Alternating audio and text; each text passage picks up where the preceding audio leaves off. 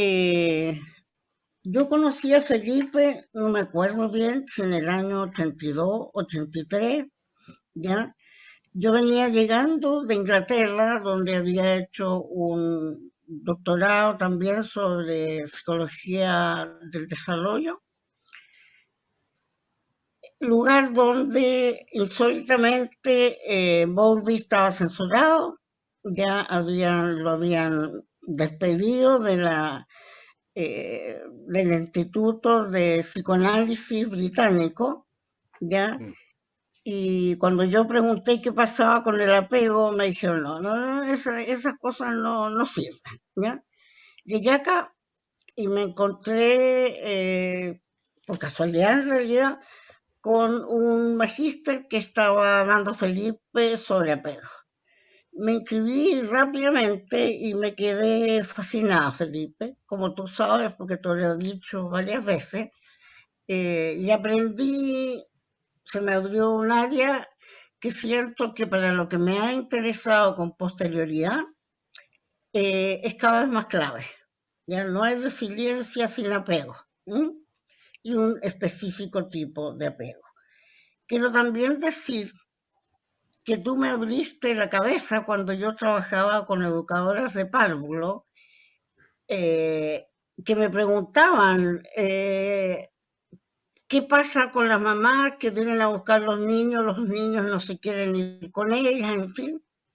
Y tú hablaste en una conferencia que diste en la Universidad del Desarrollo, una gran conferencia, y comentaste que el apego era múltiple. Yo creo que con eso sacaste, o espero que hayas borrado la imagen de temor o el temor que tenían muchas de las madres, que las técnicas en educación parvularia o las educadoras párvulo les podían quitar sus niños. Y ahí después te voy a hacer una pregunta respecto de, tú decías que lo más importante es que la madre esté, así recuerdo yo, estable, ¿ya? Y los últimos estudios, puede que no sean los últimos, señalan que lo más importante es la sensibilidad. Pero yo me imagino que para una crianza respetuosa, eh, sin duda ese es un tema que te lo entrego a ti completamente y creo que hoy, más que hace un año y medio ya, es importante hablar de la revolución. Y estamos con serios dilemas, problemas serios, de qué significa la crianza respetuosa hoy día, habiendo habido yo diría, un punto de quiebre en lo que entendíamos hasta ahora como crianza respetuosa. Bueno, habiendo dicho eso, yo creo que he hablado más de lo que corresponde. Te dejo la palabra, Felipe. Bueno, para mí realmente también la admiración es mutua. Yo sí me acuerdo cuando conocí a la María Angélica, cuando fue de alumna, y yo sabía, ya me habían dicho, esta mujer es la que trajo la resiliencia a Chile y a Latinoamérica. Y yo estaba cagado de susto, perdón que le diga, pero decía, ¿qué hace esta señora aquí? Que es la maestra de las maestras. Yo tenía 31 años en esa época. ¿Qué Eras le voy a un enseñar? niñito. Claro, ¿qué le voy a enseñar yo a ella? Pero ahí es donde está la especialidad que tiene María Angélica, esa cosa de apertura, esa cosa humilde, eso de que no necesita ego ella, con todo lo que ha hecho por la infancia, no necesita tener un ego, porque ya lo tiene y lo tiene bien, bien puesto. A veces la gente justamente mientras menos ego tiene, o perdón, mientras más ego tiene, más se tiene que mostrar. Y yo admiro a María Angélica y siempre la admiré porque ella trabajaba y golpeaba puertas y peleábamos ahí con el gobierno y era realmente incansable toda esa pasión que tenía ella. Así que, y bueno, compartimos miles de veces, hicimos no sé cuántos seminarios de apego, de todo, entonces la verdad es que era como entre una amiga, No como una abuelita, no te voy a decir como abuelita, pero como una amiga y que, cómo olvidar ir a Seanisma ya y a las tarrias a conversar de los artículos nomás, que nos juntábamos a conversar de las últimas evidencias y era un placer. Así que por fin se dio la oportunidad de poder hacer esta actividad, con la Mónica también ahí, siempre al lado de la María Angélica, esa simbiosis ya que existe. Así que bien. Yo voy a hablar de varias cosas, pero qué bueno que mencionaste la palabra revolución. Entonces voy a partir con pantalla, voy a contarles varias cosas y después obviamente hagamos una discusión. Yo espero no demorarme más de 50 minutos porque siento que a veces uno habla mucho. Pero hay tantas cosas que se pueden hablar que uno podría estar hablando meses y meses de tantos temas y tantas cosas que están saliendo que me parece casi revolucionario. Pero voy a compartir pantalla y vamos a ver qué sale. Y los que tienen dudas anoten o ahí lo pueden ver. ¿Ya? Entonces, Mónica me preguntó cuál sería el título y la María Angélica. Y me pareció bien para lo que voy a hablar, que es justamente amar la revolución respetuosa, ¿ya? Y ahí voy a explicarles un poco qué es lo que es amar para nosotros y qué es lo que es la revolución respetuosa y todo el recorrido que implica. La verdad es que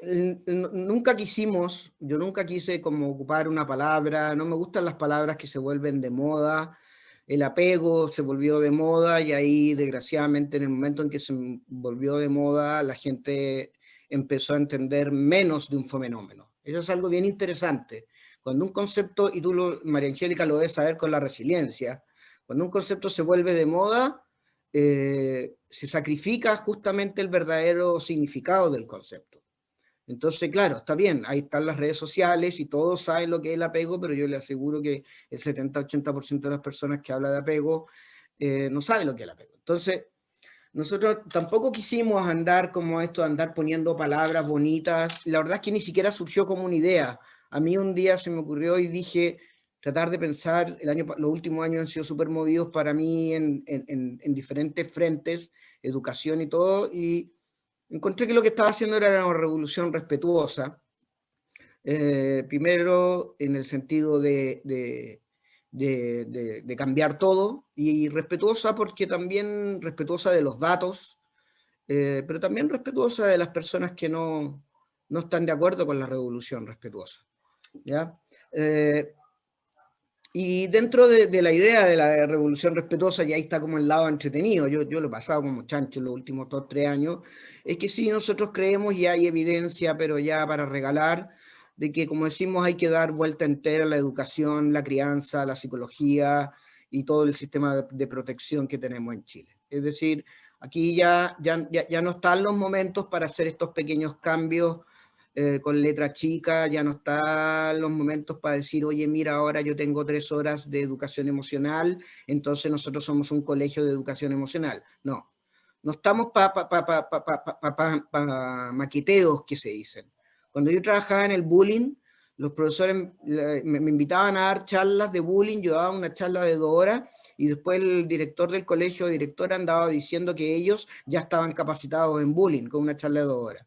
Entonces, aquí nosotros no creemos que la cuestión pasa como de a poquito, no, aquí creemos que realmente hay que hacer una revolución y dar vuelta entera la educación, y ahí le voy a explicar también la crianza y la psicología, ¿ya? Para nosotros para mí el tema del respeto es importante, yo no sé cómo surge, tampoco nunca había leído la filosofía del respeto, era como obvio.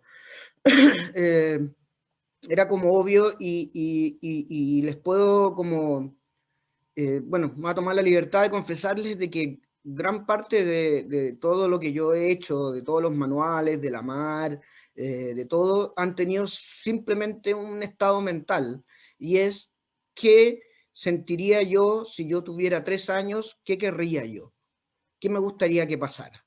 Así se armaron bajo ese simple pensamiento, ¿me entiendes? O sea, si yo tengo 2 años, ¿qué me gustaría? ¿Que irme a la sala cuna o quedarme con mi mamá? Si yo tengo 4 años, ¿qué me gustaría? ¿Que jugaran conmigo o que me pusieran a imponer cosas? Entonces, de alguna manera, la palabra respeto es importante. Desgraciadamente es una palabra que, para variar, está mal usada. Porque cada uno, yo he escuchado gente que habla de la crianza respetuosa, pero después llegan y sale una noticia de que un hombre violó a una niña y salen unos comentarios que casi como que al señor hay que hacerle pena de muerte. Eso ya no es respeto, ¿ves? Entonces, nosotros respetamos generalmente a lo que nos conviene respetar, nosotros respetamos lo que es coherente con nuestra propia ideología, filosofía o religión, respetamos cuando nos conviene respetar algo, pero eso no es respeto, eso son simplemente opiniones.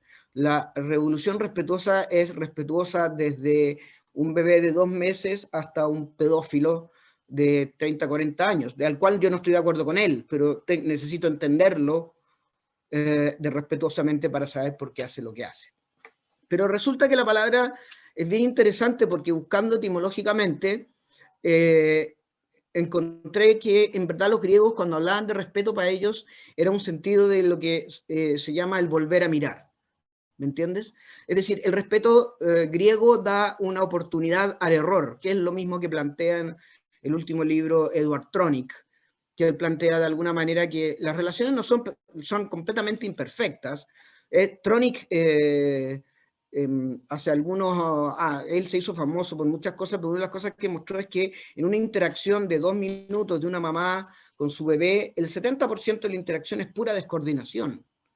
¿Me entiendes? Pura descoordinación, yo miro para acá, tú miraste para allá, pero la cosa no está ahí, el tema es que la descoordinación se repare.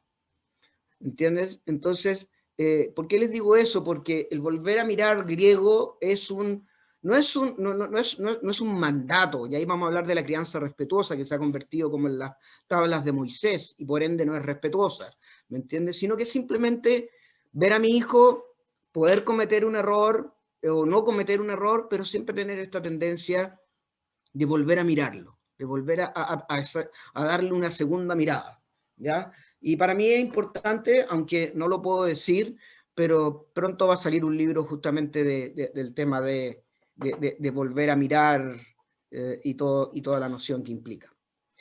Bueno, ¿dónde han estado los flancos de pelea de la revolución de la revolución respetuosa? Primero, todos conocen, o espero, viralizamos mucho esto del más aprendizaje socioemocional y menos educación formal.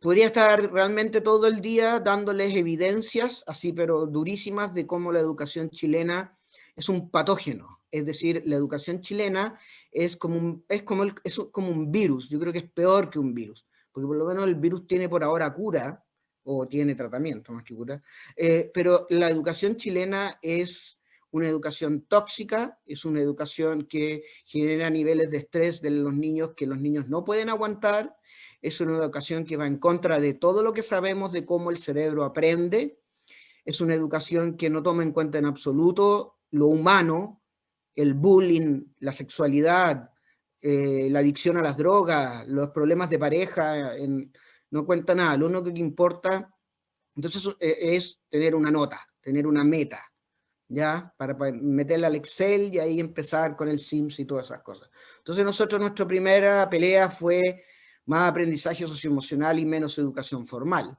Y hay 20 años de investigaciones, metaanálisis, todo eso que muestran de que los colegios que aplican realmente aprendizaje socioemocional saben qué es lo primero que mejora el rendimiento académico. ¿Y por qué mejora el rendimiento académico? Porque cuando tú aplicas un programa de aprendizaje socioemocional, los niños están más tranquilos, tienen menos estrés, y los profesores tienen menos estrés, y todos tienen menos estrés, y cuando uno tiene menos estrés, puede usar más su corteza frontal y puede pensar mejor. Nosotros tenemos un programa que es la Mar Educacional, que ya tiene 13, 14 años, lo aplicamos en Perú, en México, y tenemos unos datos que es impresionante cómo mejora O sea, un buen programa de unos 6, 7 meses de educación emocional mejoró todo, mejoró la salud mental de la mamá, perdón, de la educadora, mejora la salud mental del niño, mejora el desarrollo socioemocional, mejora la calidad del vínculo, mejora de todo. Entonces, este es uno de nuestros flancos. Está dura la cosa, pero por lo menos ya pusimos el tema está en el tapete. Yo estuve en una comisión hace poco sobre el tema de lo socioemocional en la educación parvularia. Desgraciadamente, después vi el documento de nuestra comisión y es lo mismo que la María Angélica sabe, uno lo invitan a comisiones de expertos, da todas sus opiniones y al final ve el resultado y resulta que es todo lo opuesto a lo que uno propuso, pero en fin. Por lo menos ya está en el tapete el tema del aprendizaje socioemocional y obviamente después si quieren me preguntan más porque tenemos un modelo súper así obsesivo de lo que hay que hacer. Lo otro, ya el segundo flanco es la crianza, ¿ya? Y ahí voy a hablar un poco de la crianza y los datos que tenemos de cómo criamos en Chile, ¿ya? Nosotros necesitamos urgente una revolución en la crianza porque esto es, si yo sumo la crianza y sumo la educación, realmente tenemos niños que no tienen dónde estar tranquilos, ¿ya? Es decir, es triste pensar en un niño de 3, 4 años que no tenga un lugar donde él pueda estar tranquilo. No está tranquilo en el jardín y no está tranquilo en la casa, ¿ya? Entonces, necesitamos un cambio en que los papás entiendan y se sensibilicen en ciertas cosas. Entonces, ese es nuestro segundo flanco ahí, nuestra segunda pelea. Yo no digo pelea porque yo no he peleado con nadie, por suerte. Es más bien conversar, mostrar evidencia y ver si llegamos a acuerdos. El tercer flanco, que es uno de los más importantes para mí personalmente, donde yo creo que pongo más de esfuerzo, es todo el tema del trauma, ¿ya? Todos saben que el trauma está oculto, el mundo ha ocultado el trauma.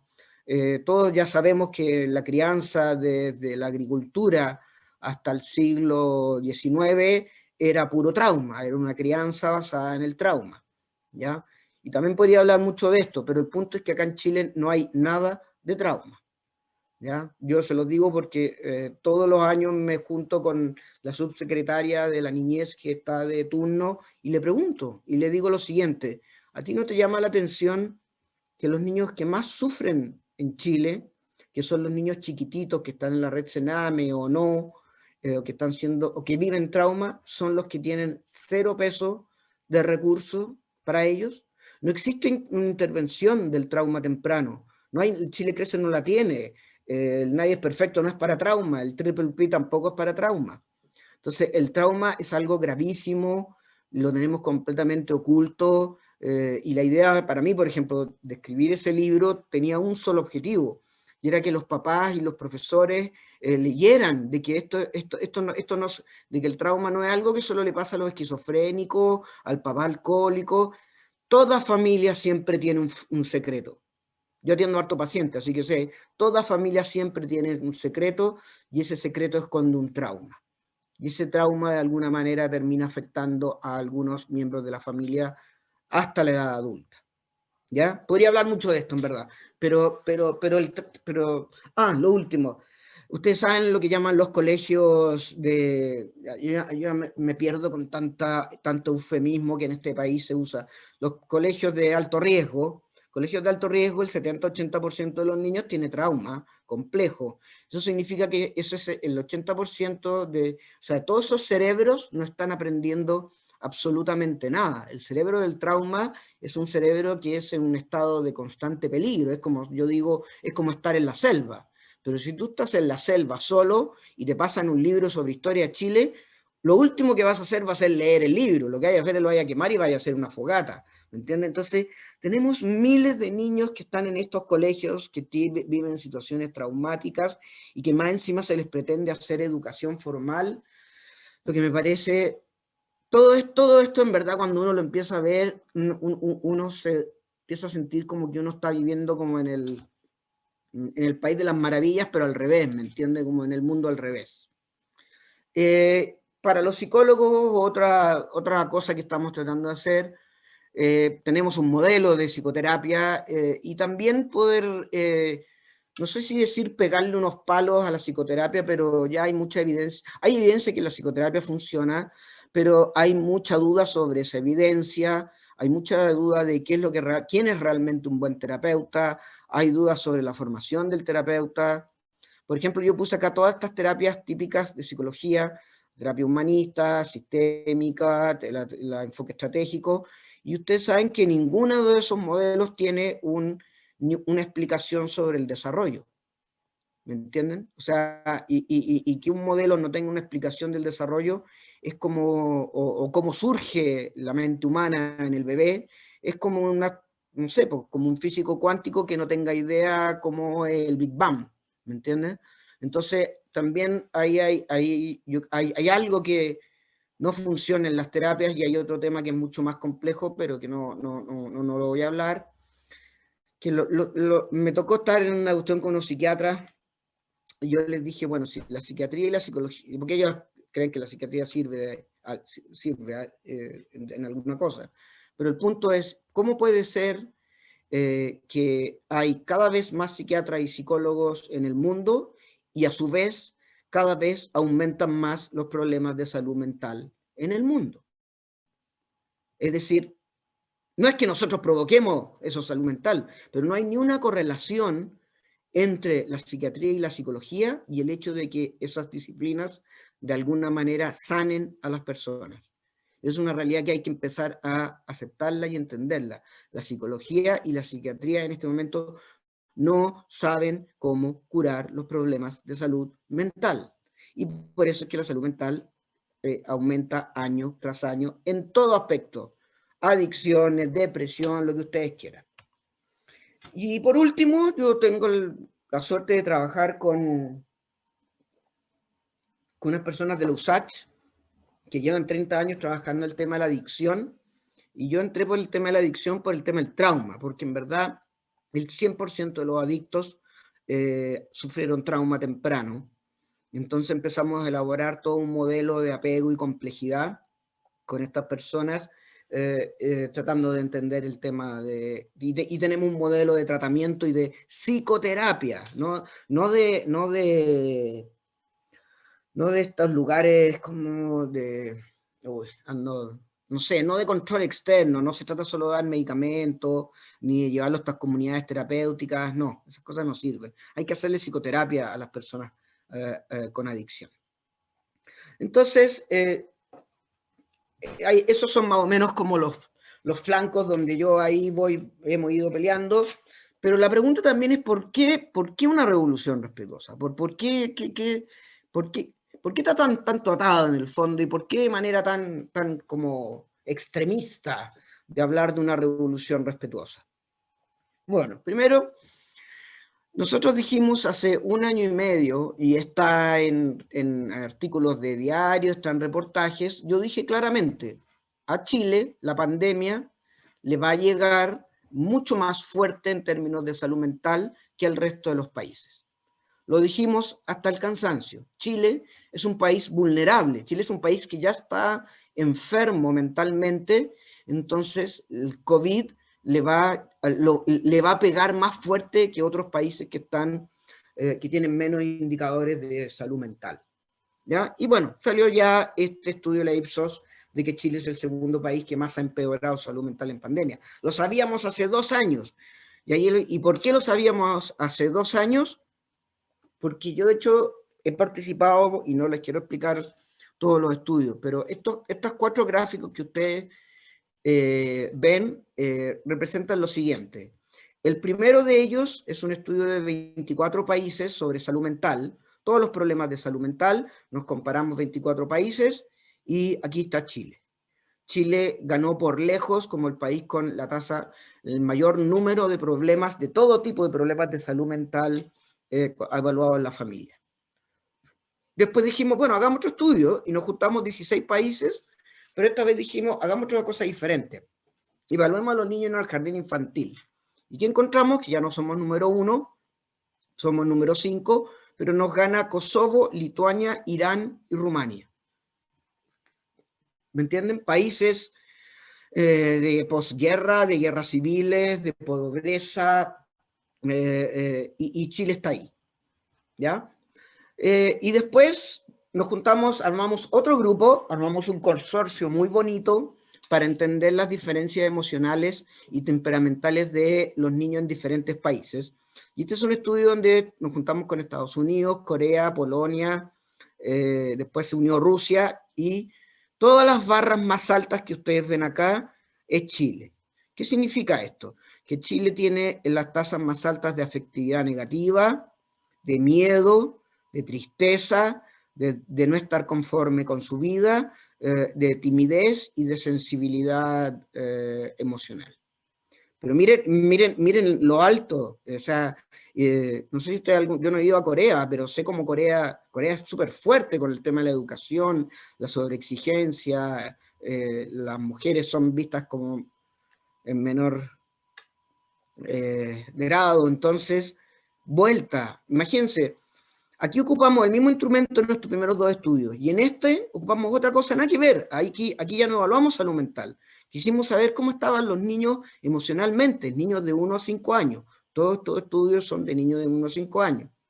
Y salimos, pero de manera sistemática, con los índices más altos de tristeza y de infelicidad. Es decir, Chile es un país en donde sus niños están tristes, están deprimidos, están abúlicos. Y hicimos un último estudio que está publicado en un libro, que nos juntamos 14 países, ¿y qué hicimos? Evaluamos salud mental, como lo hicimos acá, evaluamos desarrollo socioemocional, bienestar emocional, pero también esta vez lo que hicimos fue...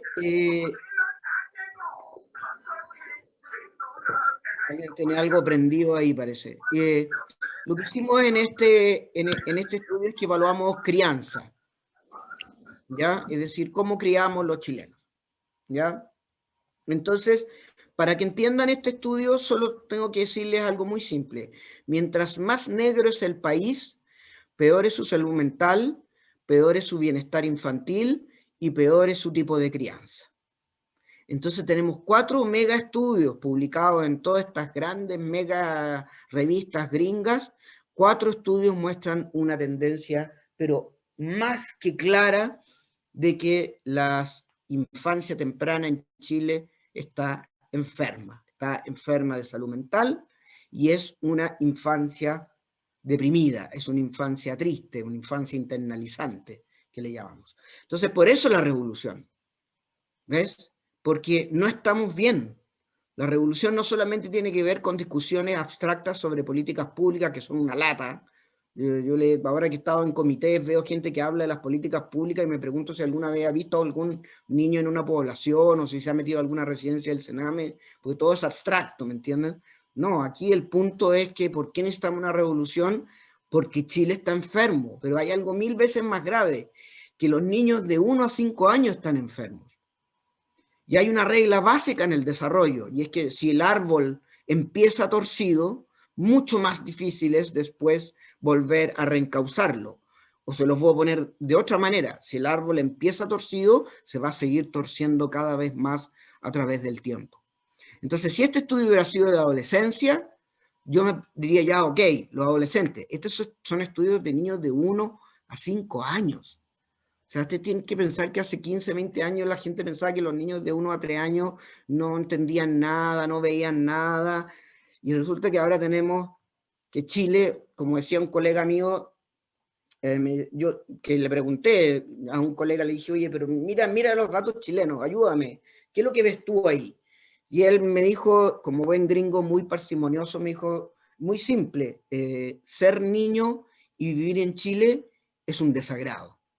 Es un estrés, el estrés está en la familia, el estrés está en el colegio, y por ende más encima el niño no tiene dónde escapar, dónde estar en otro lugar, ¿ya?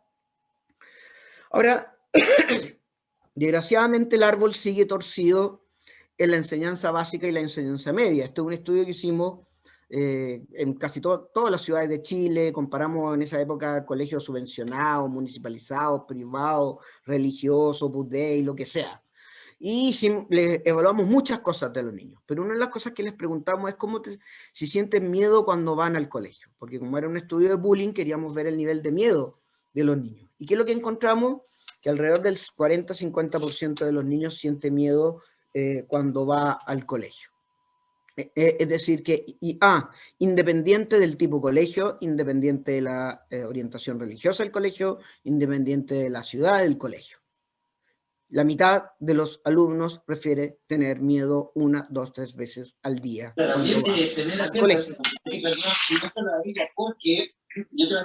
¿Alguien tiene el micrófono prendido ahí? Ya. ¿Me entienden o no? O sea, eso significa que el 50% de los niños chilenos cuando va al colegio tiene miedo. Y como vamos a ver más adelante, cuando uno tiene miedo, uno tiene apagada toda su corteza frontal y prefrontal. Ustedes bien lo saben. Nadie aprende con miedo, nadie aprende estresado. Entonces, ¿qué pasa con este 40-50% de niños? ¿Qué están aprendiendo eso? Bueno, es cosa de ver los resultados SIMSE y ahí nos damos cuenta de cómo es que afecta eso. Ahora, el tema es interesante porque, como era un estudio de bullying, nosotros pensamos porque les preguntamos a los niños, pero ¿qué es lo que te da miedo? ¿Qué es lo que más te da miedo cotidianamente en el colegio? Y como en un estudio de bullying, nosotros pensamos que el bullying iba a ser la causa del miedo, ¿ya? El típico prejuicio del investigador que quiere ir a confirmar sus propios datos. Pero la verdad es que los mejores datos son los que te dan sorpresas. ¿Y qué es lo que encontramos?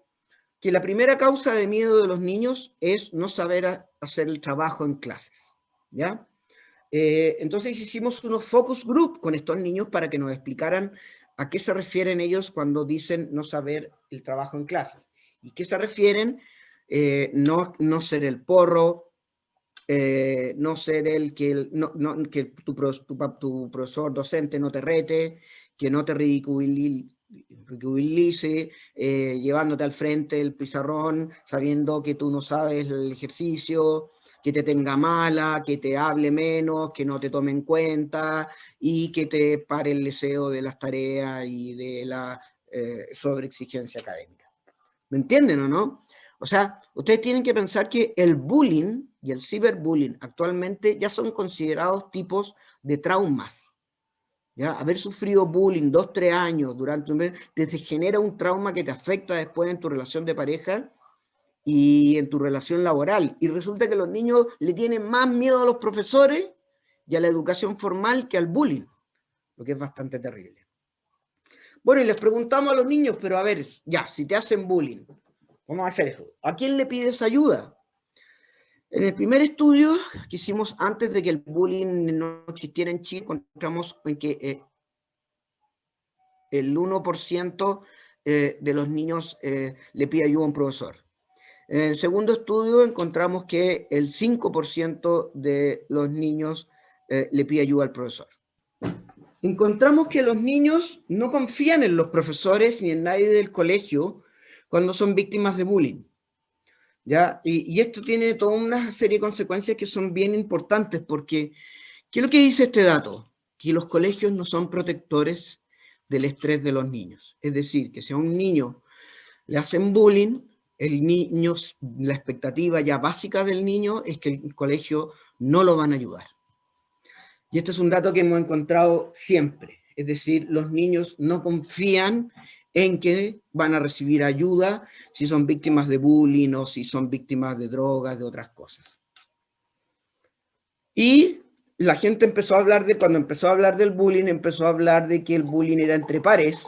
Y a mí me da risa porque, claro, si le pones toda la responsabilidad a los pares...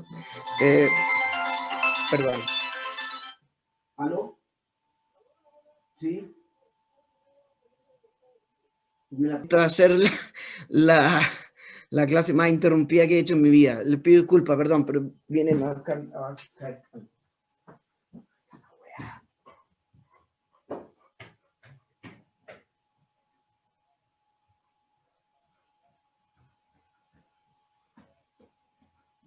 Es la última vez que traen cosas por acá. Perdona. Bueno, lo que le estaba diciendo es que la gente pensaba que el bullying era entre pares, pero nosotros encontramos que entre el 50 y el 70% de los docentes reporta que los alumnos también le hacen bullying a ellos, que les ponen sobrenombres y cosas así. Y encontramos lo mismo. Y por otro lado, el 50-60% de los alumnos refiere que los profesores les hacen bullying, que también les ponen sobrenombre, que los hacen ir al... Lo mismo que yo les decía antes. Entonces, no tiene nada que ver con esto, pero es para que entiendan dos cosas. Primero, que en este momento, en Chile, la educación no es lo que nosotros llamamos una educación deshumanizada. ¿Qué significa eso? Que en Chile el niño como ser humano, con emociones, con problemas, con estrés, de hecho casi con los mismos problemas que tienen a veces los adultos, no es considerado. A la educación, a los colegios, no les importa nada más que obtener una nota y que los profesores cumplan sus metas curriculares. Y eso es deshumanizar la educación. Por eso esta educación está deshumanizada, porque al niño no se lo ve como un ser humano íntegro, que siente, que piensa, que necesita, solamente se lo ve como una nota a lograr.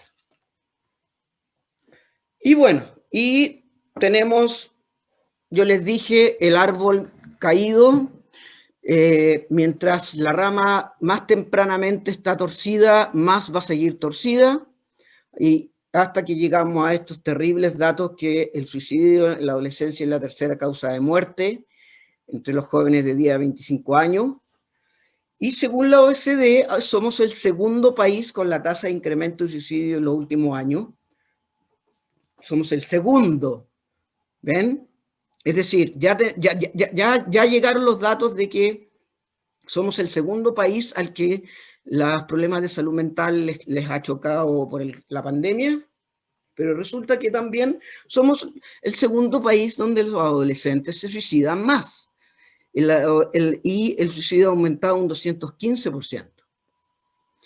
Entonces, aquí, esto sí que es grave, ¿me entienden? O sea, esto es lo que a mí me llama la atención cuando que la gente no tenga conciencia de lo que estamos viviendo, que la gente no tenga conciencia de la infancia enferma que nosotros hemos ido construyendo en la familia y en la educación. Suicidarse es muy extremo.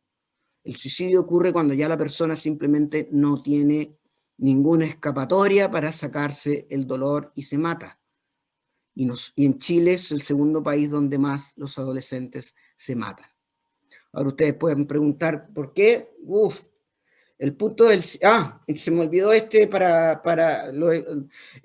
acá salió hace poco un estudio de consumo de marihuana y otras drogas, y adivinen que Chile es el país que más consume marihuana en toda Latinoamérica. O sea, nosotros consumimos más marihuana que Colombia, que Bolivia, que Ecuador, que todo.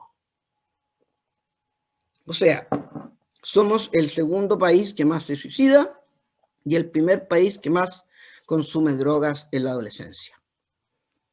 Entonces, para no alargarme mucho, solamente les quiero contar que en el fondo todas estas cosas están, o sea, esta es como la trayectoria de la infancia enferma en Chile, ¿me entienden? Primero están los primeros 5 años, y si tuviera tiempo les mostraría por qué tenemos todos los datos de por qué tan enfermos los niños chiquititos, ¿me entiendes? Entonces se implanta como una especie de epidemia durante los primeros 5 años, como bien lo demostramos. Después llega la etapa escolar, en donde siguen los problemas, o sea, empiezan problemas de bullying, problemas con los papás, y después llega la adolescencia, en donde el adolescente se ha mamado todos estos sufrimientos desde que nació, y llega un punto en que tiene que anestesiar de alguna manera lo que llamamos su huella traumática. Algunos la anestesian con drogas, con alcohol, otros la anestesian cortándose, otros la anestesian simplemente intentando suicidarse o suicidándose, muriendo de verdad. ¿Me entiendes? Entonces, este es el panorama que la gente no quiere entender. Nuestra infancia está enferma, obviamente que no es el 100%, ¿me entiendes? Pero hay una tendencia y siguen apareciendo datos, y datos de todas partes. O sea, a mí me llamó la atención. Yo me quedé para adentro cuando vi el dato de que Chile es el segundo país que más le afectó la pandemia y nosotros sabíamos que iba a pasar así, porque en el fondo nosotros ya estábamos enfermos antes de que llegara el COVID. Entonces la conclusión de alguna manera es que nuestros niños están sufriendo un camino vital donde paulatinamente se va desarrollando un patrón de una enfermedad. O sea, de a poquito él va desarrollando una enfermedad que está basada en la soledad, en la tristeza, en la bulia, en la depresión, en el suicidio, en las adicciones y sobre todo en la desconfianza hacia los adultos y la sociedad y obviamente desconfianza hacia la educación, ¿ya?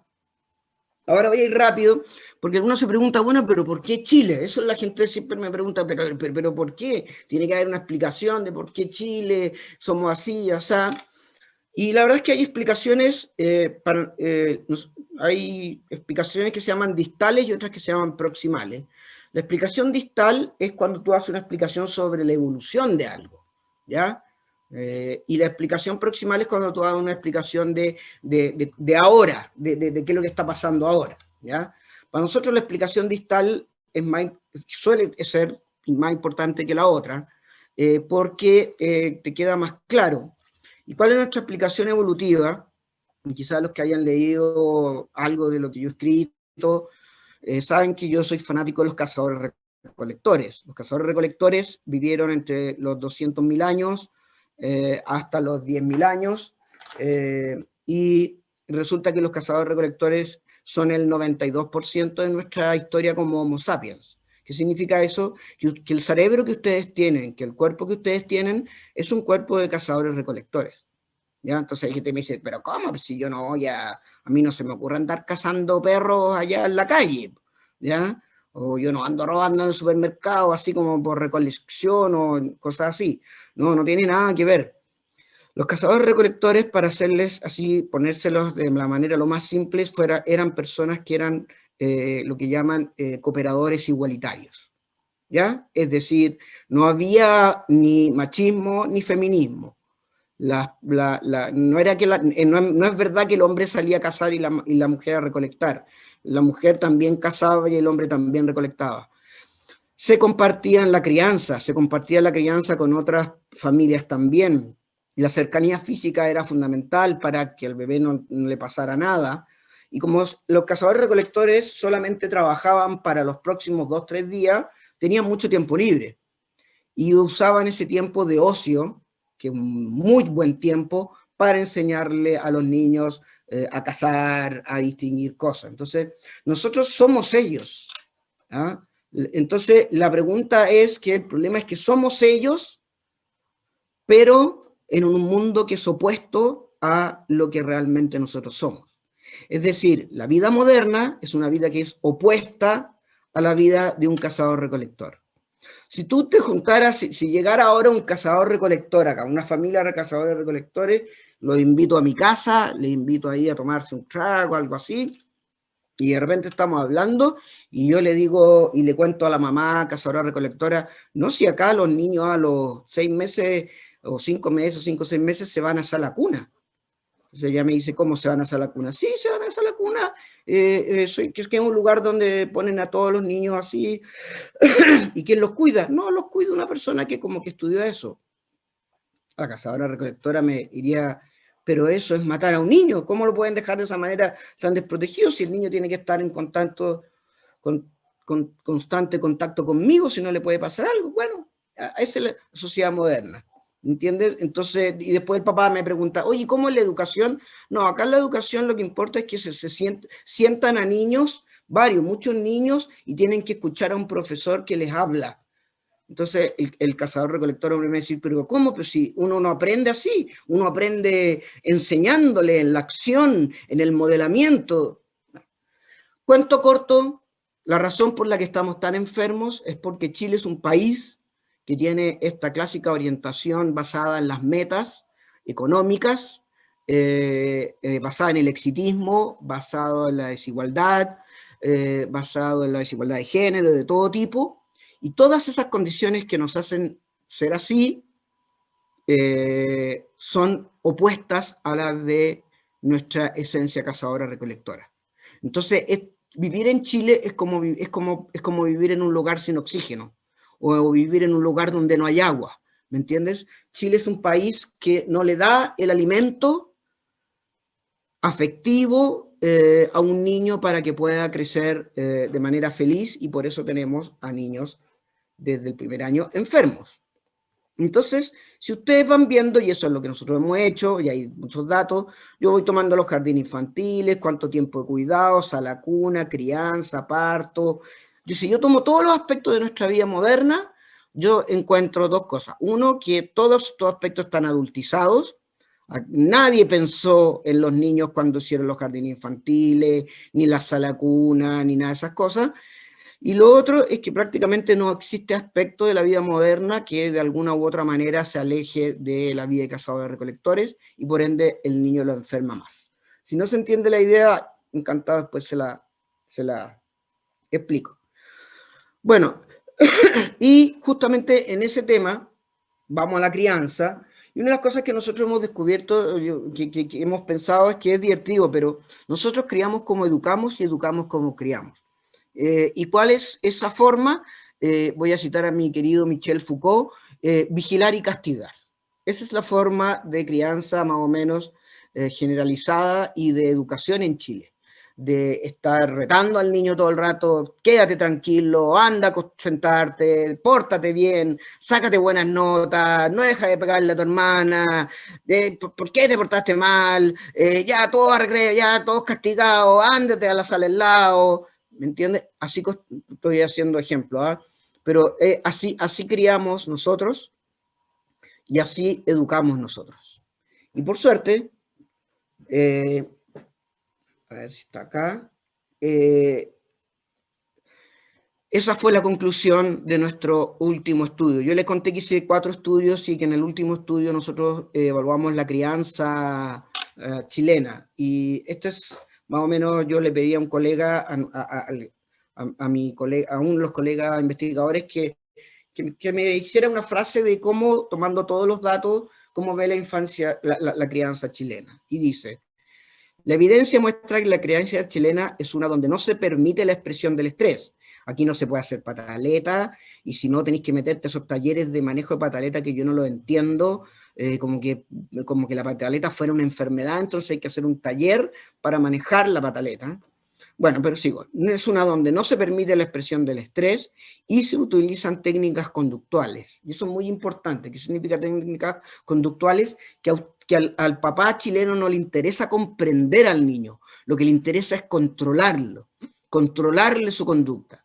Quédate callado, anda a bañarte, cómete toda la comida, sácate buenas notas, deja de pegarle a tu hermana. ¿Me entiendes? Entonces somos los países, dentro de todo, somos los países que más reta, castiga, hace time out, aplica duérmete niño, y la prohibición y el control del niño parecen ser mucho más importantes que... eso es la otra cosa. Somos los países que menos conversamos y jugamos con nuestros hijos. ¿Ya? Entonces, a eso nos referimos como que criamos como educamos y educamos como criamos. Vigilar y castigar. ¿Ya? Y en una crianza así, y aunque no haya maltrato, aunque no haya abuso sexual, nada, pero yo atiendo a mucha gente, desde guagua hasta adulto, y yo tengo adolescentes de 15 años que me llegan con depresión, y los papás no son papás inadecuados, los papás son chilenos, han retado al cabro chico desde que nació: quédate callado, déjate llorar. Entonces el niño tiene depresión, y yo le digo: pero ¿por qué tú no le contaste a tu papá que esto te está pasando todo esto? Y él te dice, en lo que clásico, te dice: ¿qué le voy a contar a mi papá que estoy deprimido? Si lo único que ha hecho es retarme todo el día, me va a retar porque estoy deprimido, me va a retar porque lloro, me va a retar porque no. Entonces esa es la crianza. Este es el libro donde mostramos que se hizo en 14 países. ¿Ya? Entonces, gran parte de la enfermedad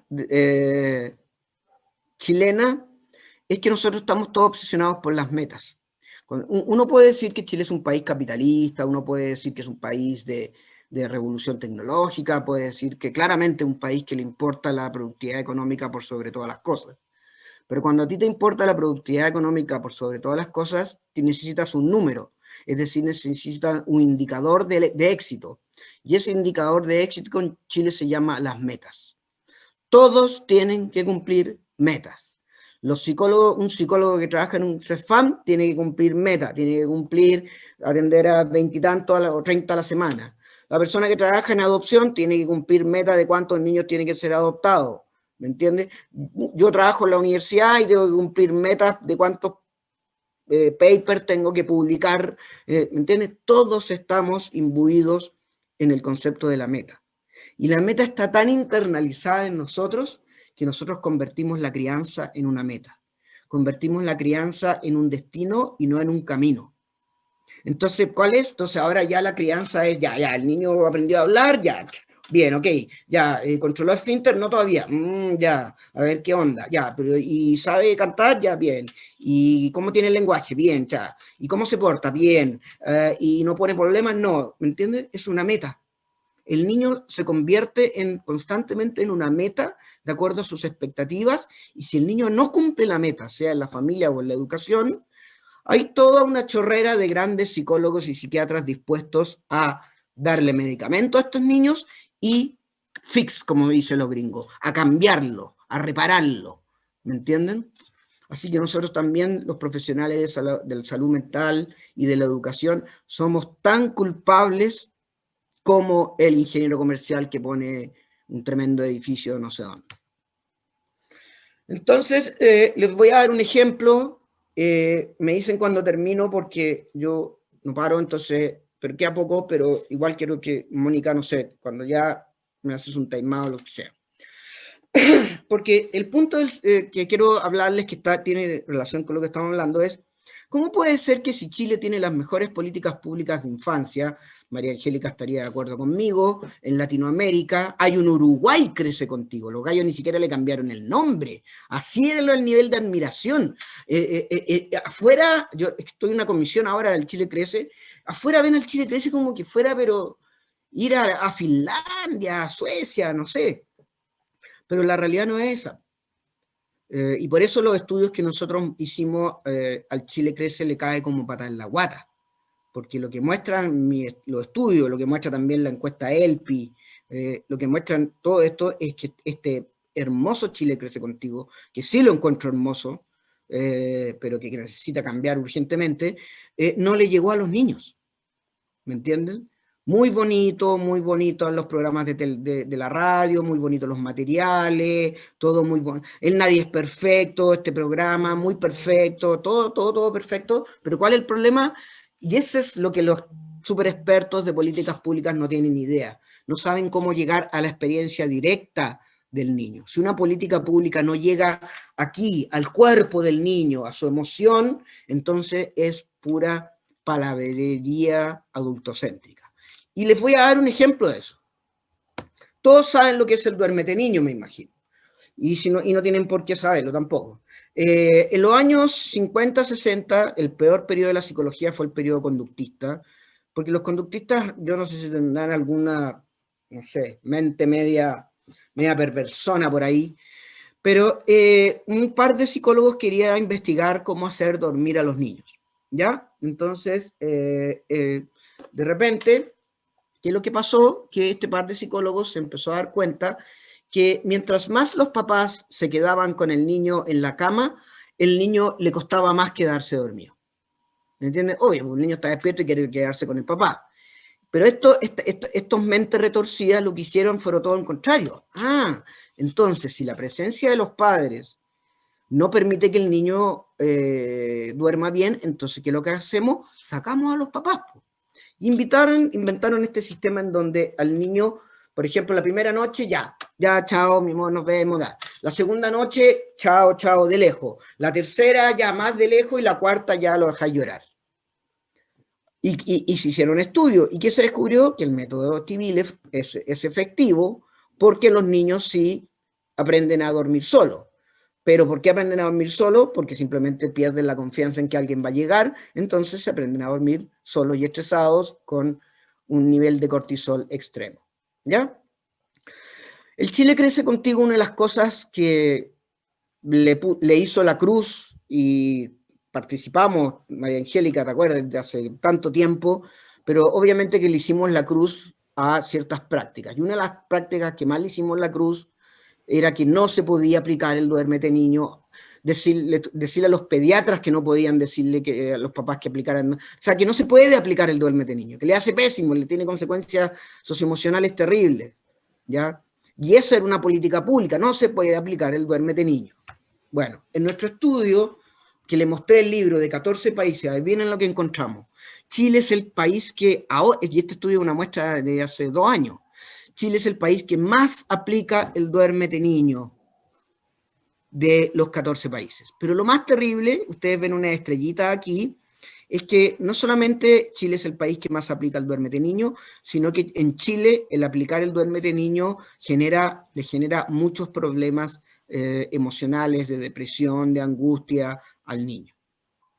Entonces yo me pregunto, bueno, tuvimos una política pública de 10 años para que no se aplicara el duérmete niño y somos el que más aplica el duérmete niño. Entonces, bueno, dejo abierta la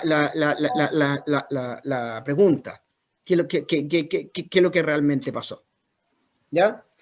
Bueno, y nuestra propuesta en verdad es bien más compleja y más larga, pero nuestra propuesta tiene mucho que ver con lo que todo el mundo sabe de el cerebro social. Somos la especie más sociable del mundo. Cuando yo les decía que ustedes tienen el cerebro y el cuerpo de cazadores-recolectores, lo que yo les estaba diciendo es que esto de interactuar, esto que estemos interactuando, conversando,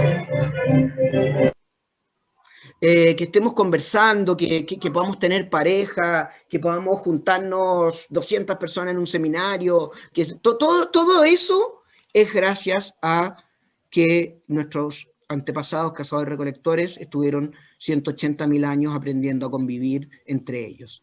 Ese es el legado de ellos, el vivir con los otros. El problema es que ahora vivimos en un mundo que es hipersociable, en donde ya el cerebro no está aguantando entre las redes sociales y todo eso, pero el ser humano es un ser, como le llaman, ultrasocial. Y qué es lo que y rápidamente, interrumpiendo, es que nosotros, esto es lo que llaman el efecto Dunbar, es muy simple. Lo que descubrió este tipo es genial. Él descubrió que los mamíferos, mientras más personas tienen que interactuar, más grande es su neocorteza. ¿Ven? Así de simple. Es decir, los chimpancés interactúan con 15 a 20 personas al día y tienen una neocorteza de este porte. El ser humano interactúa entre 50 y 150 personas al diario, entonces necesita esta tremenda neocorteza. Es decir, que la neocorteza, que es donde está la empatía, el pensamiento, todas esas cosas que les gusta a los educadores, la planificación, la función ejecutiva, todo eso, depende, o sea, tenemos esa gran neocorteza porque somos la especie más sociable de la Tierra. Y al ser la especie más sociable de la Tierra, nuestra neocorteza empezó a crecer, y al empezar a crecer, que lo que pasó que es la evolución, los partos empezaron a anticiparse porque el niño era tan cabezón que más allá de las 40 semanas el niño o no salía o dislocaba la pelvis de la madre o el niño nacía con un daño orgánico. Y nosotros nacemos a los 40 semanas no porque sea el mejor momento para nacer, de hecho es un pésimo momento para nacer, es el último momento en donde ya el bebé ya no aguanta más y empieza a tirarle cortisol a la mamá para que ya se dilate y salga. ¿Y eso qué significa? Algo que ustedes lo más probable que ya saben, y es que somos tan prematuros que nacemos con solo el 22% de nuestro cerebro desarrollado. A los 3-4 años ese 22% aumenta en un 60 y un 70%. Hay estudios que muestran de que un bebé hace como 1 millón de conexiones neuronales por segundo. Dicen que los bebés son la máquina de aprendizaje más sofisticada del universo casi. El problema es que nacemos con el 22% de nuestro cerebro desarrollado y ya a los 3 años hemos desarrollado casi el 50-60% del cerebro. ¿Ven? Esta es la razón por la que se creó el Chile crece contigo, el Uruguay crece contigo, los 1000 días de Colombia, ¿me entiendes? Porque durante los primeros 3 años se forma el 50-60% de tu cerebro. Y esa formación va a depender de dos cosas, dos variables muy simples y complejas. ¿Dónde naces y quién te va a cuidar? ¿Ven? A mí me encanta la filosofía, no voy a hablar de filosofía ahora, pero es como decía Heidegger, uno es arrojado al mundo, uno no elige a sus papás, uno no elige el lugar donde nacer, y para más mala cueva, eso Heidegger no lo sabía, nacemos con el 22% de nuestro cerebro desarrollado y necesitamos completar el 80%, el 80% va a depender del ambiente en que ese niño vaya a crecer. ¿Ya? Entonces, y eso es el apego. El apego no tiene nada que ver con el fular, no tiene nada que ver con la crianza respetuosa, no tiene nada que ver con el colecho a los 6, 7 años. El apego es un sistema psicobiológico que tiene el bebé, y que esta pequeña cosita nace con el 22% de su cerebro desarrollado. ¿Cómo sobrevive? Bueno, sobrevive porque hay un adulto que de alguna manera lo cuida de manera estable, de manera regular, como dijo María Angélica, de manera sensible, pero podríamos conversarlo después porque ya el concepto de sensibilidad se dejó de usar hace algunos años, porque aquí, yo sé que aquí hay gente que lo trató de meter, pero ahí podemos conversarlo y te puedo explicar por qué ya no se usa el concepto de sensibilidad.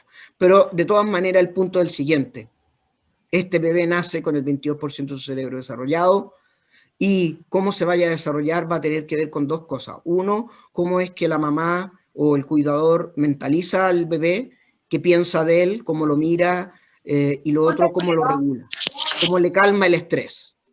¿Me entiendes? Entonces aquí el punto central, y aquí ya voy terminando, es el estrés. ¿Ya? Si el COVID es, ¿me entiendes? El estrés es el virus que está enfermando la salud mental y el bienestar de los niños. Hay tres tipos de estrés. El estrés bueno, que es este estrés cuando tú estás estudiando una prueba y estudias y te sacan la cresta estudiando y te va bien y uno dice ¡wow! Y se siente como orgulloso, que ese es el estrés que tenemos que fomentar en la educación, que no se hace. Después está el estrés malo, que es el típico estrés que uno tiene, no sé, porque te choquen el auto, que te saca una mala nota, y después está el estrés tóxico, que es el trauma. Nosotros creemos que la educación chilena está llena de estrés malo y tóxico, ¿ya? Entonces, el tema es que yo necesito, en Chile, nuestros niños están extremadamente estresados. Tenemos un estudio de cortisol que lo demostró. Bebés de 12 meses le evaluamos cortisol salival, encontramos que teníamos niveles de cortisol ya a los 12 meses elevados de una manera sobrenatural, ¿ya? Entonces, bueno, esto todos lo conocen, que es el estudio de Bruce Perry, para mostrar que estos dos niños tienen la misma edad, pero este se crió y se creó en un ambiente familiar más o menos decente, y este lleva 3 años institucionalizado en uno de los CREAT o uno de los centros del Sename. ¿Ya? Hay una historia que cuenta que Perry llamó a sus colegas radiólogos, neurólogos, y no les dijo nada. ¿Ah? Y les preguntó: oye, ¿qué ves tú aquí? Y los radiólogos y los neurólogos dijeron: bueno, este es el típico cerebro de un paciente con Alzheimer o como tipo de demencia senil. Y Perry les dijo: son niños de 3 años. Y los neurólogos le dijeron: es imposible que haya un factor ambiental tan tóxico que convierta el cerebro de un niño de 3 años en un cerebro de un paciente con demencia senil. No es para ahora, pero esto, porque hay mucha gente que cuando empezamos a pelear contra la institucionalización temprana, que todavía existe en Chile, nadie entiende cómo en Chile pueden existir residencias. Toda la evidencia mundial, hay acusaciones, y van a haber, por si acaso, les aviso, van a haber más acusaciones porque nosotros estamos violando los derechos humanos al tener a los niños en residencia. Y este es un estudio muy bueno que comparó, esto es súper simple, a niños en residencia con niños con familias de acogida.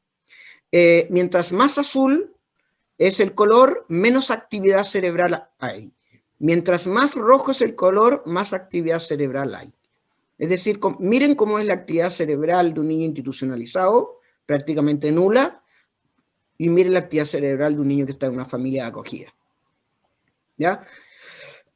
Entonces, para que vean que el apego no tiene que ver solamente con el fular y con el taller del manejo de pataleta. No, el apego es nuestro kit de sobrevivencia. ¿Me entienden? Es un mecanismo de sobrevivencia. Entonces, el objetivo de nosotros, como equipo, es que tenemos que bajar el estrés. Porque cuando el estrés ocurre, se activa la amígdala, que hay dos amígdalas. La amígdala es una pequeña cosita que se llama la almendra. Todo esto yo creo que mucha gente lo sabe.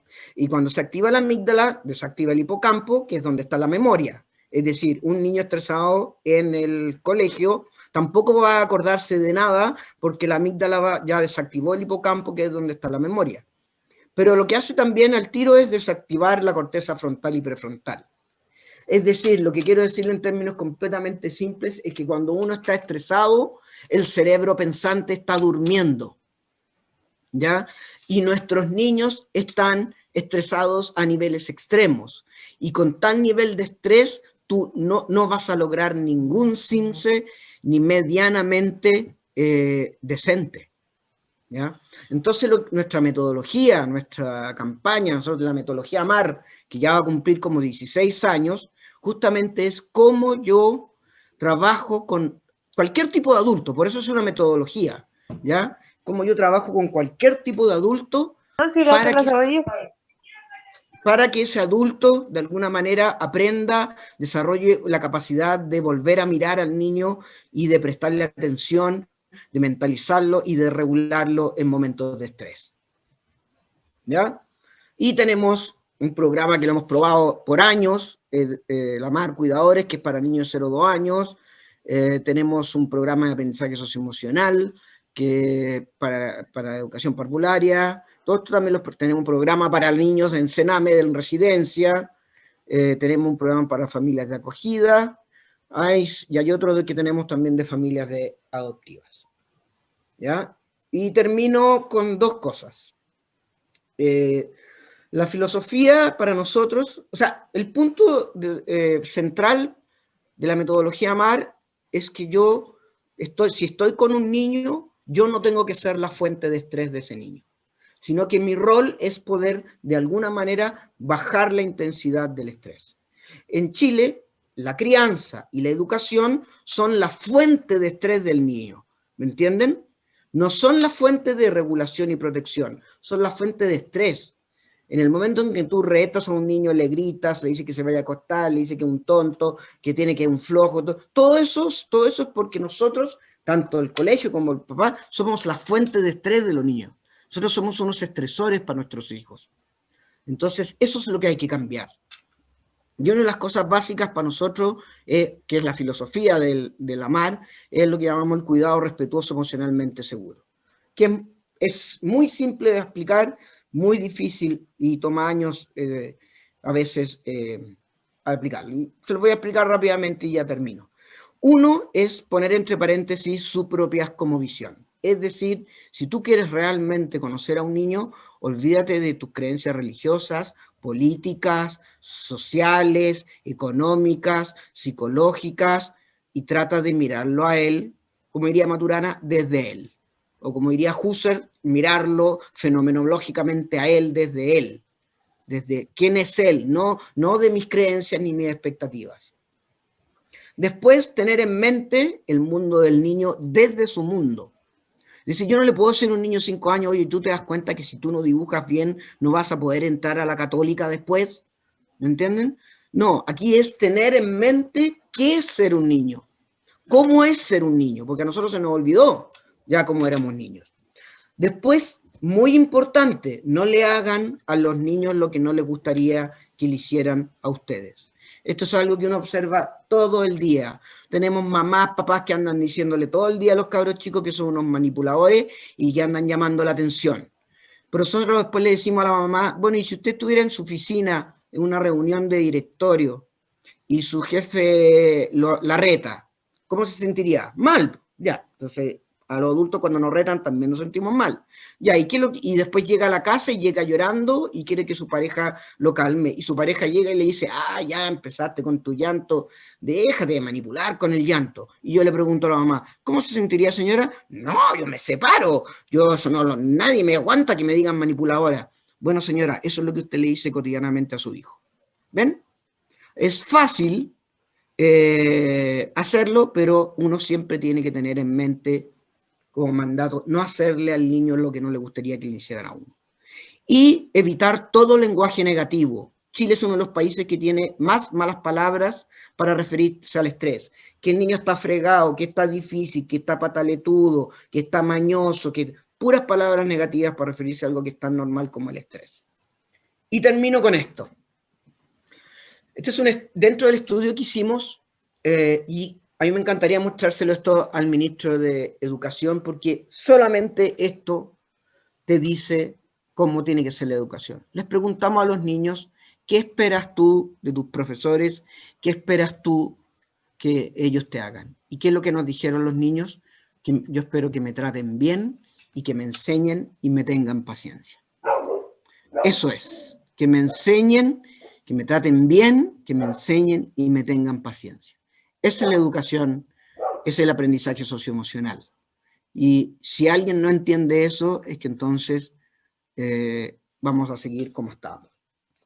Entonces, para terminar, se entiende de que cualquier práctica, si eres psicólogo, trabajador social, docente, papá, mamá, abuelo, cualquier cosa donde tú le provocas un estrés a un niño, lo estás haciendo de alguna manera, le estás generando más inseguridad en el mundo. Uno no tiene que ser la fuente de estrés de los niños, uno tiene que ser la fuente de protección. ¿Ya? Ayúdenos a viralizar nuestro hashtag #AC-EF y eso sería todo lo que puedo reportar por hoy día, atrasándome como 20 minutos. Así que espero que les haya servido y ahí están mis datos si quieren saber más de lo que hacemos. Felipe, pasaste, estuvo súper bueno. Hay varias preguntas y en honor al tiempo no sé si las vamos a poder hacer todas, porque María Angélica tiene otro Zoom muy pronto, entonces tenemos que terminar. No sé si las quieres responder ahora o te las podemos mandar por mail. O sea, como ustedes quieran. Si hay tiempo para responder algo ahora, puede ser, y si María Angélica no tiene tiempo, ahí por último, no sé si podría responder todas por mail, porque ya me llegan varios mails al día. Que no. Sí, me imagino. Oye, yo por lo menos, lamentablemente, tengo un Zoom con Ecuador sobre resiliencia, pero lo que tú has dicho, lo he tomado la mayor cantidad de nota posible, porque tiene todo que ver con la resiliencia.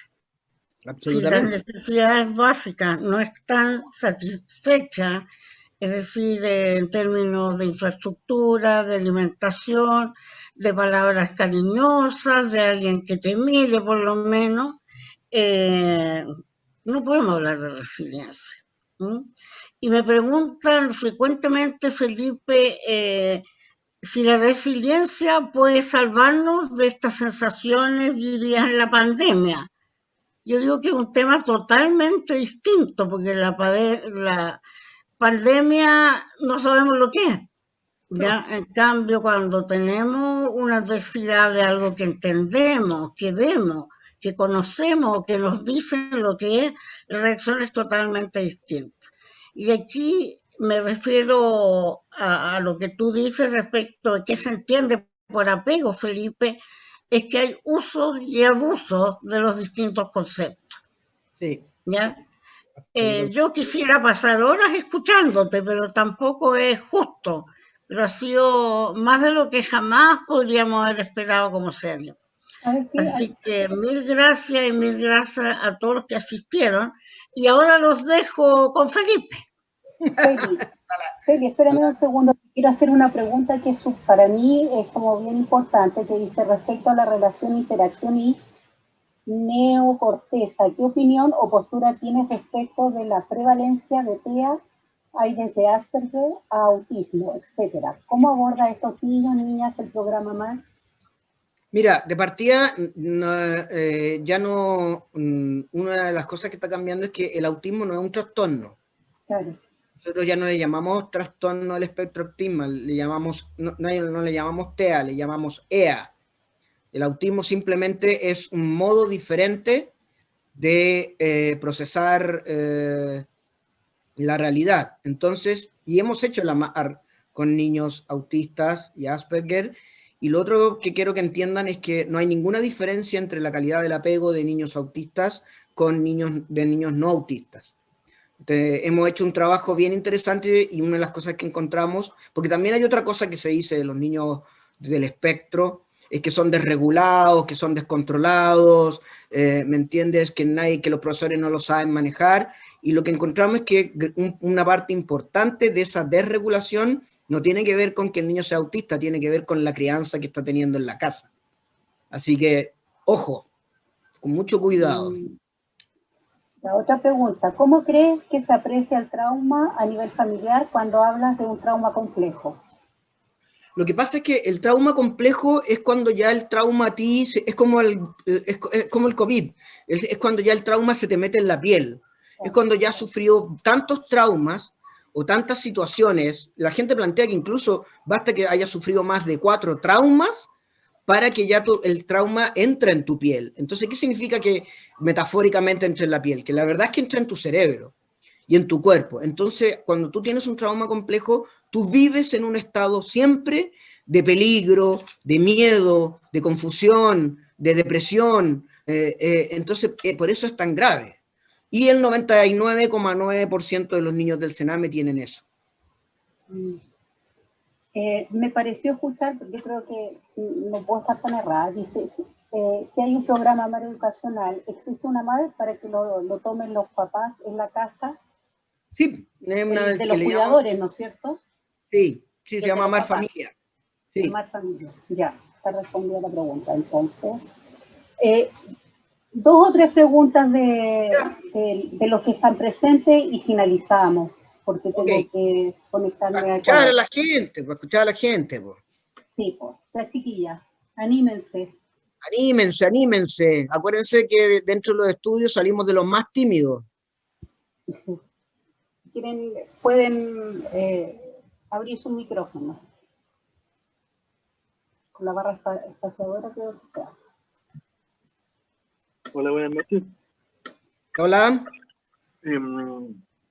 Felipe, es que esta noche ha problematizado con fuerza la costumbre de la crianza chilena en general en todo su ámbito. Y al final nos comentaste un poco algunas medidas que podemos tomar para criar mejor o con más sentido, dándole más seguridad emocional a nuestros niños. Me gustaría escuchar si existe un mensaje de aliento para poder transformar esas capacidades, por lo menos no a nivel nacional, pero a quienes estamos escuchándote y tomando con sentido y con fuerza lo que nos están diciendo. Sí, mira, ¿sabes qué? Obviamente que la gente a veces me molesta, me dice, bueno, uno sale deprimido con tus presentaciones porque como que está todo mal, ¿ya? Pero lo más impresionante de todo es que sí sabemos cómo hacer las cosas. Sabemos cuál es la educación, sabemos cuál es la mejor educación que podríamos tener, sabemos también cuál es la mejor crianza que podríamos tener, ¿me entiendes? Hay datos, los datos, esto no es un psicólogo que se mandó un rollo, ¿no? Hay 20 años que han demostrado la importancia del aprendizaje socioemocional en el colegio. Hay 20 años, hay 40.000 estudios que han demostrado que los papás que son más empáticos, sensibles. Entonces, el punto es que sabemos lo que hay que hacer, ¿ya? El segundo punto es, ¿los profesionales saben lo que hay que hacer? ¿Me entienden? Y ahí yo voy a otro punto que es un poquito polémico. Los profesionales estudian qué es lo que se sabe, ¿me entiendes? Entonces, el consejo que nosotros siempre damos Primero es que estudien, que se actualicen y que después sensibilicen, ¿me entienden? O sea, si la gente, los profesores no tienen por qué saber que, por ejemplo, un niño que se vuelve loco y se escapa y se tira por la ventana, no tiene por qué saber que está viviendo, que el trauma se le volvió al cerebro.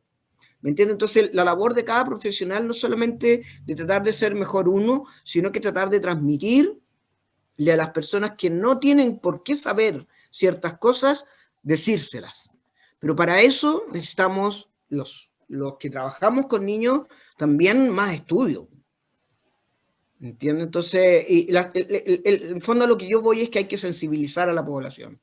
No todos saben lo que estamos hablando acá, ¿me entiendes? Hay miles de papás que no tienen idea que retar, gritar y castigar es pésimo, ¿me entiendes? Entonces, bueno, ahí está uno para decirle, no, señor, mire lo que pasa cuando usted le hace esto al niño, mire lo que pasa. Entonces, uno también tiene que tener un rol, y todos aquí a lo mismo, de sensibilizar a aquellas personas que no saben. Creo que eso es un primer paso fundamental. Hola Felipe. Sí, hola. Hola, David por acá, papá de Mateo, autista de 4 años. Mira, me gustaría saber, nosotros tenemos el tema bien regulado en la casa, sabemos cómo regularlo sensorialmente a él, pero estamos en pandemia, estamos en la casa. Quiero saber de qué manera nosotros podemos llegar a una transición de la casa, porque va a tener que llegar al colegio. No sabemos si este año o el próximo, pero va a ser un cambio muy rotundo en él. Entonces, y como tú estabas diciendo anteriormente que los profesionales puede que no estén preparados para este cambio, o lo que tú estás diciendo que nosotros creemos fielmente en eso porque en nuestra crianza fue bien antigua, y no tenemos traumas como papás. Pero sí nos damos cuenta que los niños prácticamente están siendo criados como unos robots para producir. Sí. Entonces, mi preocupación es puntual.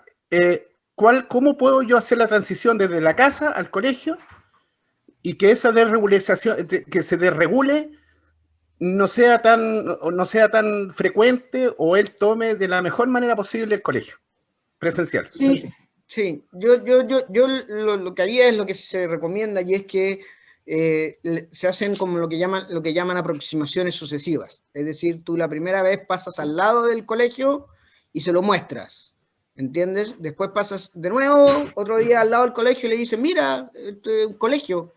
Y la tercera le dice, mira, ahí va a venir tu colegio. Y la cuarta, entren a pasearse por el colegio. Y la quinta, ¿me entiendes? Tienes que hacerlo así. Porque el tema del autismo, una de las grandes dificultades que hay, que en verdad creo que no, todos la tenemos, es que les cuesta mucho hacer esto que llaman el cambio atencional, ¿me entiendes? Entonces, por eso lo impredecible es muy desorganizante para ellos. Entonces se hace ese cambio. Y lo otro que aprovechando de que tú ya que hablaste de autismo, hay que tener cuidado porque en Chile están habiendo muchos centros de unas cosas que se llama ABA, ¿ya? Que son unos métodos para controlar a los niños autistas conductistas, es decir, de agarrarlos, sentarse arriba de ellos, ponerles disciplina. Así que, por favor, Felipe lo conocemos y no funciona muy bien, que digamos. O sea, yo he visto videos que más que no funcionar bien, es casi una tortura que le estaban haciendo a un niño. Entonces, estamos tratando de que la gente tome conciencia y si ustedes pueden, que por favor no lleven a su hijo a estos métodos conductistas tipo ABA. Exacto. Gracias, Felipe, te agradezco. Ya. Hola, Felipe. Hola. Fanny, por ahí. Ha silenciado el micrófono. No se escucha. ¿Aló? ¿Ahora sí? Sí, Fanny por acá. Yo soy Felipe Lovers, aquí tengo mis libritos que estoy leyendo. y pregunté con respecto a la Mar Familia, que me quedó claro, yo pensé que era familia de acogida, pero no. Yo soy mamá de 4 hijos y hacemos homeschool. pero en realidad me encantaría poder tomar la Mar Familia, porque igual es súper importante poder criarlos a ellos dentro de un lugar más bien seguro. Si bien es cierto, tengo mis libros y los estoy leyendo, pero por eso preguntaba, porque me da la impresión de que hay varios papás que tienen esa impresión de que tienen que a lo mejor tomar estos cursos, porque ya cachamos que los profes no están haciendo bien su pega en ese sentido. No, mira, bueno, va a haber otro, yo creo que el próximo año, fines de este año va a salir el otro libro, y una de las cosas que planteamos en el libro es que justamente nosotros, los papás, se estresan de una manera innecesaria con los niños, y la crianza respetuosa ha hecho de que los papás estén más estresados todavía, porque ahora tenéis que tener fular, tenéis que dormir con el cabro. Los niños solamente lo que quieren es sentir la presencia de uno, ¿entiendes? Y que esa presencia sea real, sea coherente, y que sea una presencia, ojalá, que tenga más cantidad que calidad, ¿ya? Y eso es una cosa. Y lo otro, no ser uno la fuente de estrés del niño. Si tú le das esa seguridad, tú no necesitas hacer nada más. Desgraciadamente, y no solamente con la crianza respetuosa, pero me molesta que la gente use cosas tan importantes como la crianza para negociar, para hacer negocios o para hacer talleres. No, la crianza, mira, los cazadores-recolectores no hacían nada de lo que nosotros hacíamos, ¿entiendes? Eran relajados, estaban pendientes de si el niño estaba en peligro, pero no estaban todo el día que el fulac, la cuestión, ¿me entiendes? O sea, la crianza es mucho más simple que lo que la gente piensa, y es simplemente estar presente y no ser la fuente de estrés del niño. Punto. Super. Ya, muchas gracias. ¿Te dieron la fecha del libro, no? Porque yo lo estoy esperando. No, ahí, espera. Hay que seguir mandando correos, No, ahí vamos, no, hay que esperar un poquito. Ya, gracias. No, gracias a ti. Felipe, una consulta. ¿Cómo poder traspasar como educador? ¿Cómo poder traspasar esa seguridad, darle confianza a los niños? Siendo que, bueno, también hemos tenido un proceso que ya se inicia desde aproximadamente octubre del año 2019, donde tuvimos un año completo donde no pudimos tener una cercanía con ellos, especialmente con los más chiquititos. Te doy el caso, yo he trabajado estos 2 últimos años con primeros básicos, donde los primeros lazos ha sido súper difícil porque todo ha sido a través de pantalla. Entonces, establecer los lazos de confianza y de seguridad con ellos, ¿cómo llegar a lograr eso? Mira, yo te voy a decir una cosa que es bien interesante, o sea, no sé si es interesante, pero estos años de pandemia, primero, no, por ejemplo, todos los colegios que pusieron nota el año pasado, esa nota no tiene ni una validez, ¿me entiendes? Ni una, cero validez. Porque no pudiste controlar ninguna condición, tú no sabías quiénes tenían internet, quiénes se metían, quiénes no. Entonces, partiendo por el hecho de que haber puesto nota el año pasado, eso era inadecuado y metodológicamente era incorrecto, ¿ya? Ahora ya volvimos a la cuestión, de nuevo. Entonces, si tú quieres tener un buen vínculo con el niño, ponte en el lugar del niño y piensa qué es lo que realmente quiere. Y lo que querría de ti, si tú te llevas bien con él, es que quizás de repente tenga alguna duda, que quizás su papá le pega a la mamá, o que se siente solo, o que, ¿me entiendes o no? Eso fue lo que nosotros, la campaña Más AC, Menos EF, el objetivo era decir, oye, estamos en la peor pandemia de la humanidad. ¿A quién le importa un 4,5? ¿A quién le importa la célula? ¿A quién le importa la independencia de Chile? Estamos jugándonos nuestra salud mental y física, ¿me entiendes? Y eso fue algo que yo no tengo ninguna ideología ni política, ni religiosa, ni nada, pero eso fue un pecado mortal lo que se hizo. Estando en una situación de pandemia, sin ninguna consideración de la salud mental de los niños, metiéndoles tareas, metiéndole horas de juego, no. Y esto va para más largo, pero el aprendizaje tiene 2 condiciones. Uno, para que el cerebro aprenda, necesita 2 cosas. Uno, moverse. El cerebro no aprende si no se mueve, ¿ya? Y segundo, que no haya estrés. Si tú a un niño tú le das cualquier tipo de actividad donde él tenga que moverse, buscar, ¿me entiendes? Y que más encima se sienta tranquilo, ahí vas a tener el cerebro va a estar prendido como árbol de Navidad, ¿me entiendes? Pero esta cosa de tener a todos los cabritos en filita, hay estudios que muestran de que tú tenías una clase de 40 niños y todos ahí, les pasáis un escáner y todos esos cerebros están todos durmiendo siesta. Entonces hay formas más humanas, ¿me entiendes? Así que esta educación no es humana. Porque más encima te podríamos mostrar, que ya estamos tarde, pero tú sabes que ya se demostró que hace años se demostró que las tareas tienen 0 efecto en el aprendizaje. Está ampliamente demostrado, por varios estudios. O tiene 0 efecto o tiene un efecto negativo de resistencia del niño. Se demostró que poner notas también tiene efecto negativo en el aprendizaje. ¿Me entiendes? Por eso yo te decía, sabemos lo que hay que hacer. Pero acá hay fuerzas que van más allá de ti y de mí. Eso. Gracias. Bueno, vamos a gracias, llegar hasta Mónica. No, gracias Sí. a ti, Felipe. O sea, fue un éxito rotundo y la verdad es que nos gustaría contar con un nuevo Zoom o webinar a futuro, cuando tú tengas tiempo y disponibilidad y quieras participar como panelista nuevamente. Encantado, Ahí lo encantado. conversamos, Ahí lo ¿te conversamos, parece? sí. Lo conversamos. Pero resultó súper bueno, te pasaste. Qué bueno. 1.000.000 de gracias para todos. Que les vaya bien en todo. Igual a ti, muchas Ya. gracias.